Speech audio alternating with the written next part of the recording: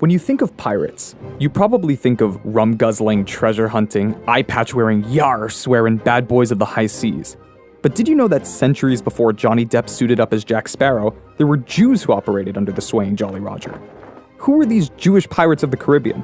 What motivated them? And what kind of semi-kosher mayhem did they get into?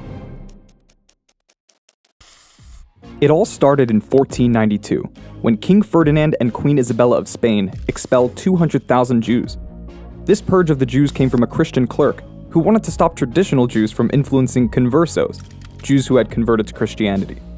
Oddly enough, the clerk himself had converso ancestors. Nobody expects the Spanish Inquisition! But we guess that didn't stop him. A number of these exiled Spanish Jews decided to seek revenge from their anti-Semitic monarchs on the high seas.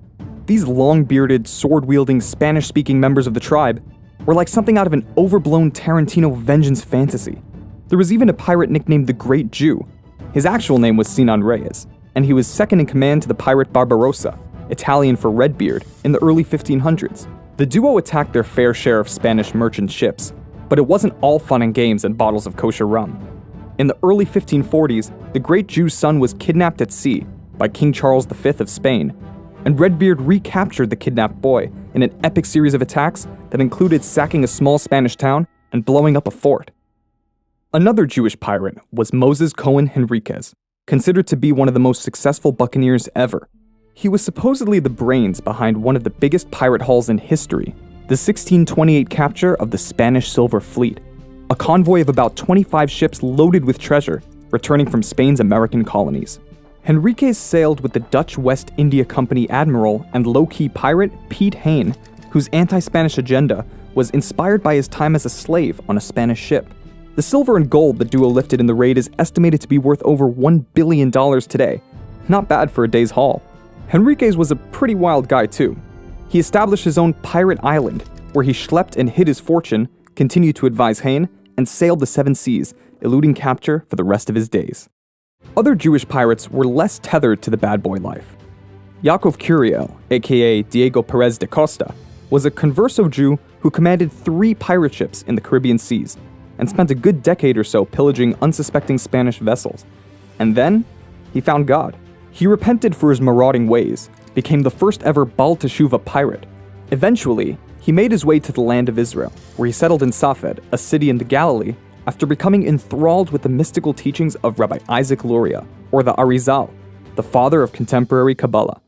Then there was the man known as the Pirate Rabbi, who terrorized the seafaring Spanish in the late 1500s, using part of his loot to found a community of Sephardic Jews in Amsterdam. The Pirate Rabbi supposedly kept kosher on the high seas, and may have even brought a chef along with him to make sure he wasn't eating treif.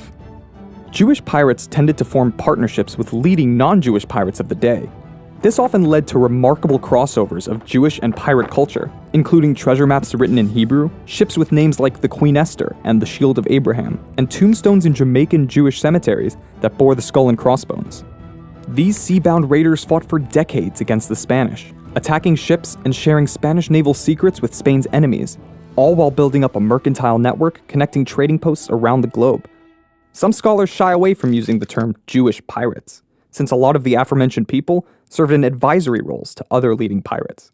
But if we broaden the term to include buccaneers, smugglers, privateers, or, in Spanish, contrabandistas, there's a broad consensus that Jews at the time were involved in illegal trade and raid against the Spanish Empire. Maybe what we actually call them is not as important as just recognizing that they existed at all, and recognizing that the Jewish role in early mid-second millennia Caribbean maritime history was greater than we thought. These Jewish naval greats had profound influence on leading pirates at the time, and took their fate into their own hands by shooting back at the empire that tried to stomp them out. And many succeeded, which makes for some pretty thrilling stories of vengeance and self-determination, and highlights these pirates as colorful examples of Jews who stood up against their oppressors.